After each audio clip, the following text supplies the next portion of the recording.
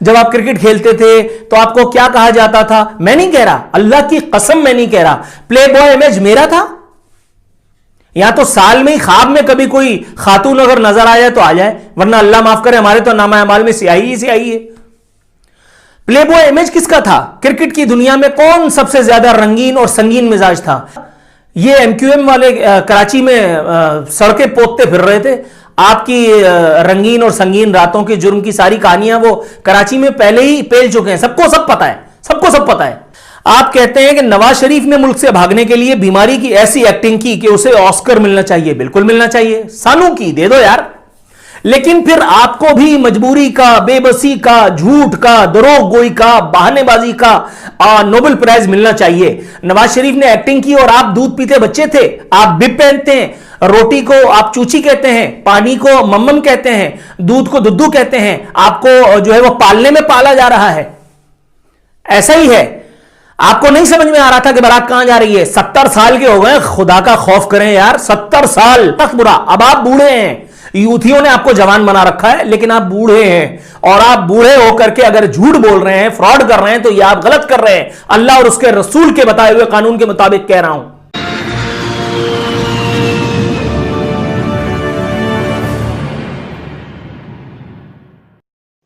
नमस्कार friends, Bharat TV के इस वीडियो में आपका स्वागत है। जैसा हम सभी जानते हैं, पिछले 2.5 साल से पाकिस्तान में इमरान खान की सरकार है। उनकी गलत नीतियों की वजह से उनका यूएई, सऊदी, कतर व अन्य अरबी देशों से संबंध खराब हुए और पाकिस्तानियों को वहां से निकाला जा रहा है और आगे की वीज़ा पर भी बैन लगा दिया है। पाकिस्तान के foreign minister Shah Mohammad Qureshi Dubai गए ताकि उनसे उनके संबंध सुधरें, लेकिन वहां उनसे कोई ऑफिशियली ऑथराइज्ड आदमी नहीं मिला और खूब उनकी बेइज्जती हुई। जबकि इमरान ने एक जर्नलिस्ट को इंटरव्यू में यह बोला कि पाकिस्तान के अब संबंध अरबों के साथ सुधर रहे हैं। इस तरह के झूठे बयान वह बार बार देते हैं। इस वीडियो में इमरान के इसी तरह के झूठे बयानों पर बात की गई है। आइए आगे देखते हैं। देखने के साथ मेरी रिक्वेस्ट है कि मेरे चैनल को सब्सक्राइब कीजिए और मेरा हौसला बढ़ाएं और बेल आइकन प्रेस करके आगे के वीडियोस की नोटिफिकेशन समय पर पाएं। Thank you and have a nice day. कहते हैं जनरल बाजवा एक सुलझे हुए आदमी हैं, इसलिए वो ये सब बर्दाश्त कर रहे हैं।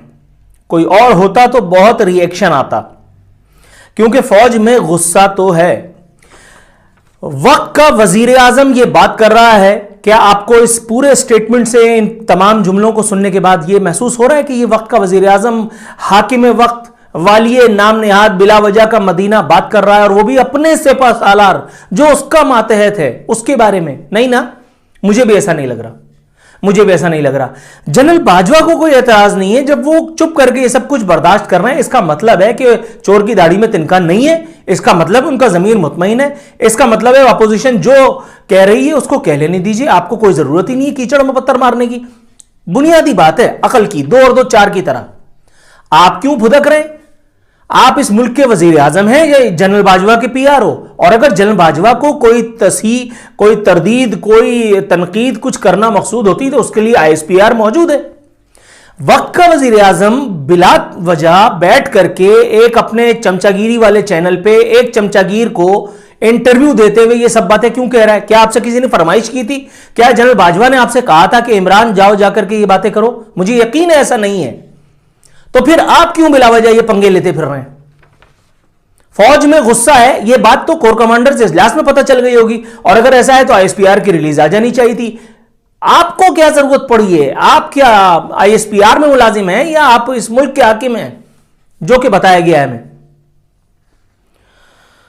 आप कहते हैं कि अपोजिशन फौज को ब्लैकमेल कर रही है ताकि एक मुंतखब जमहूरी हुकूमत गिरा दी जाए।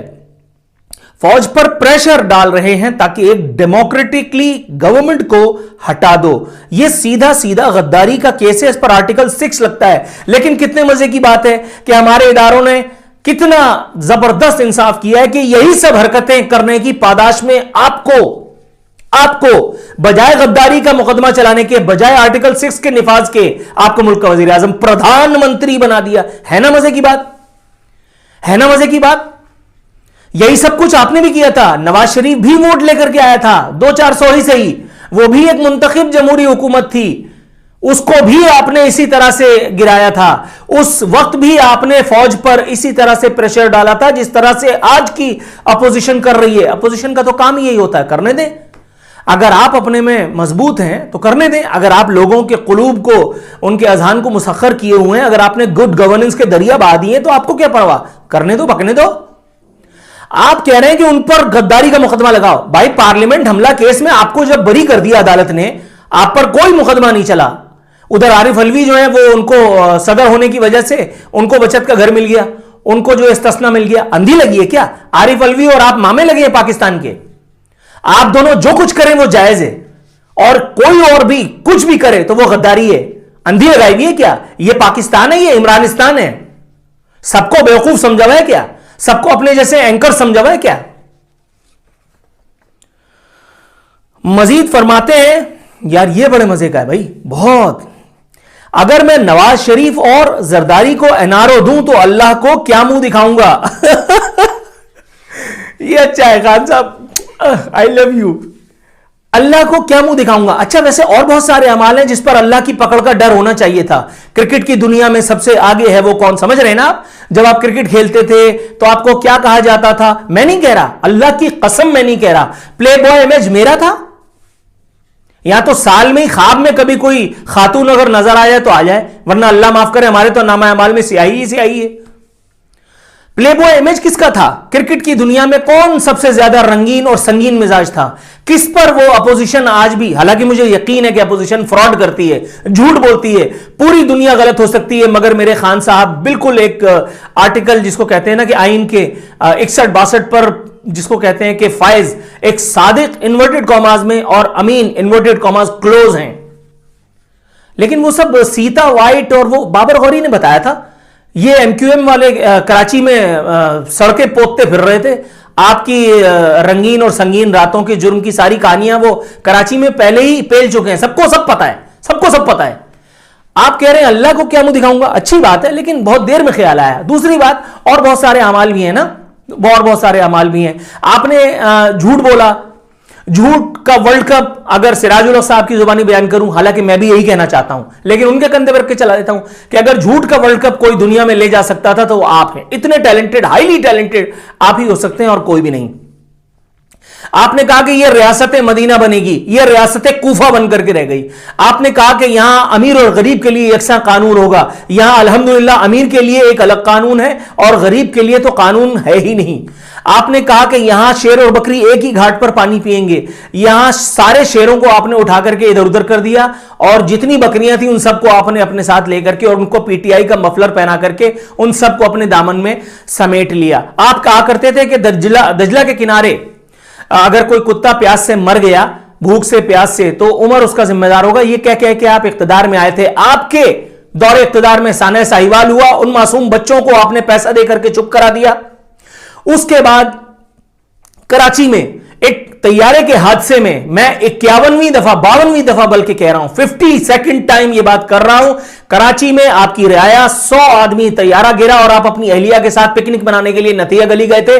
आपको उस वक्त ख्याल नहीं आया कि आसमानों पर एक कुव्वत मौजूद है जिसे आपको मुंह दिखाना पड़ सकता है? अगर वो ये मुंह देखे तो ये उसकी सवाबदीद है। उसने आपको अमीर बनाया था, चाहे झोल झाल से ही सही। आप अमीर हैं, आप तो वो वाले अमीर भी नहीं हैं। चाय बिस्किट खा करके आपकी जिंदगी कट रही है, दुनिया बता चुकी है। आपकी कंजूसी की, आपकी बुखल की दास्तानें सब जुबान ज़दे आम है। मीडिया पे, यूट्यूब पे टाइप करो, 50 प्रोग्राम आ जाएंगे। आप अल्लाह को मुंह दिखाने से डर रहे हैं, और वो भी नवाज और जरदारी के को एनआरओ देने के हवाले से। आपने जो अपने मिनिस्टर्स को एनआरओ दिया है, आपने जो वो अपनी एक मोहतरमा जुल्फिकार मिर्जा साहब की एहलिया को एनआरओ देकर के वो मिनिस्टर बना रखा है, वो नजर नहीं आया? उन्होंने कितने कर्जे माफ कराए थे, वो नजर नहीं आया? शेख रशीद की जो अभी वो वीडियोस आई हैं, उससे पहले भी आई थी, उसके ऊपर कौन वो बात करेगा? और आपकी काबीना में इतने सारे लोग हैं, परवेज खटक, उसको एनआरओ दिया आपने, आपको अल्लाह का ख्याल नहीं आया। आमिर कियानी को आपने एनआरओ दिया, आपको अल्लाह का ख्याल नहीं आया। फिरदौस आशिक आवान को आपने एनआरओ दिया, आपको अल्लाह का ख्याल नहीं आया। उस वक्त अल्लाह मियां क्या माजल्ला माजल्ला माजल्ला, मेरे मुंह मुखाक आपके जहन से महव हो चुके थे। अल्लाह मियां रुखसत पे नहीं जाता, अल्लाह ताला की छुट्टी नहीं होती। आप तो कौम को बेवकूफ बना रहे हैं ना कि मैं छुट्टी नहीं करता, और भाई काम भी तो नहीं करते, बातें ही करते हो, डस डस डस, और वो भी हवा में। बहुत सारे मामलात हैं खान साहब, जरा ख्याल से। आप कहते हैं मैं जलसों का स्पेशलिस्ट हूं। जी, आप झूठ के भी स्पेशलिस्ट हैं। वो तमाम झूठ जो मैंने अभी गिनवाए, ये तमाम आपके झूठ और फ्रॉड और दरोग गोई में शुमार होंगे। दूसरे, आप जलसों के स्पेशलिस्ट नहीं हैं। आपको लॉन्च करने वाले बाबाए पीटीआई साबिक डीजीएसआई जनरल शुजा पाशा जलसों के स्पेशलिस्ट थे पीटीआई के। उसके बाद आपने कराची में कदम जमाने के लिए एमक्यूएम को भाड़े पे लिया और आपने कराची में जलसों की रिवायत डाली, कामयाब जलसों की पीटीआई के। दुनिया जानती है आप पैसा फेंक तमाशा देख वाली पार्टी से हैं। आप जलसों के स्पेशलिस्ट नहीं हैं, आप जमीरों को खरीदने वाले स्पेशलिस्ट हैं, और वो भी इसलिए क्योंकि बाबाए पीटीआई ने आपको ये सब लाइन पे लगाया था। वरना आप इस मुल्क के वजीर आजम तो छोड़िए, इस मुल्क के एडीसी भी नहीं बन सकते थे वजीर आजम के। यह बात आपको अच्छी तरह पता है। उसूलों की सियासत करते करते आप जो है वो जमीर फरोख्त करने वाली सियासत के मेंबर बन चुके हैं, यह आपको पता है। लेकिन चूंकि मीठा मीठा हपप कड़वा कड़वा थू है तो जान दे गड्डी पे लगे हुए हैं आप कहते हैं कि नवाज शरीफ ने मुल्क से भागने के लिए बीमारी की ऐसी एक्टिंग की कि उसे ऑस्कर मिलना चाहिए। बिल्कुल मिलना चाहिए, सानू की दे दो यार। लेकिन फिर आपको भी मजबूरी का, बेबसी का, झूठ का, दरोग गोई का, बहानेबाजी का नोबेल प्राइज मिलना चाहिए। नवाज शरीफ ने एक्टिंग की और आप दूध पीते बच्चे थे। आप बिब पहनते हैं, रोटी को आप चूची कहते हैं, पानी को मम्मम कहते हैं, दूध को दुद्धू कहते हैं। आपको जो है वो पालने में पाला जा रहा है। ऐसा ही है। आपको नहीं समझ में आ रहा था कि बारात कहां जा रही है। 70 साल के हो गए, खुदा का खौफ करें यार। 70 साल केले के छिलके पे पांव हैं, और मतलब अगर सरक गया तो कहां होंगे। यहां तो किसी की जिंदगी की भरोसा नहीं है इस वक्त। झूठ हजरत अबू बकर सिद्दीक रजी अल्लाह तआला अन्हु का इरशाद मुबारक आपकी खिदमत में पेश करता हूं कि जवान का गुनाह भी बुरा, बूढ़े का सख्त बुरा। बूढ़े का सख्त बुरा। अब आप बूढ़े हैं, यूथियों ने आपको जवान बना रखा है, लेकिन आप बूढ़े हैं, और आप बूढ़े होकर के अगर झूठ बोल रहे हैं, फ्रॉड कर रहे हैं, तो यह आप गलत कर रहे हैं। अल्लाह और उसके रसूल के बताए हुए कानून के मुताबिक कह रहा हूं, अल्लाह और उसके रसूल के बताए हुए कानून के मुताबिक। अगर मेरी गर्दन दाबने की फिक्र में अगर आप हलकान हुए चले जा रहे हैं तो मैं आपको बता दूं कि ये सब बातें कुरान और हदीस से मैं कर रहा हूं, अपने घर से कोई बात नहीं कर रहा। इखलाकियात इस बात की तायीद करती है मैं जो कुछ भी कह रहा हूं। आप बातें करते हैं कि मैंने ये कर दिया, वो कर दिया, आपने कुछ भी नहीं किया। अगर उसने एक्टिंग की तो आपकी अकल घास चढ़ने गई थी। आप तो ऑक्सफोर्ड के ग्रेजुएट हैं, वो तो नली और नारी और पाया वाला वजीर आजम था ना, वो तो इलेक्टेड नहीं था, आप इलेक्टेड थे। आप क्या कर रहे थे? आपकी काबीना क्या कर रही थी? आपकी मिनिस्टर यास्मीन राशिद क्या कर रही थी? डॉक्टर फैसल सुल्तान क्या कर रहे थे? आप लोग क्या सारे सत्तू पी करके बैठे हुए थे? खान साहब, मैं आपसे अल्लाह रसूल का वास्ता देकर के कहता हूं, प्लीज मुझे दुनिया का कोई और काम भी करने दीजिए। ये बार बार फुल टॉस फेंक करके जो है वो मुझे काइंडली डिस्ट्रैक्ट ना कीजिए। मुझे बहुत सारे और मौजूआत पे भी बात करनी है, लेकिन क्या करूं कि आप मौका ही नहीं देते। आई लव यू खान साहब,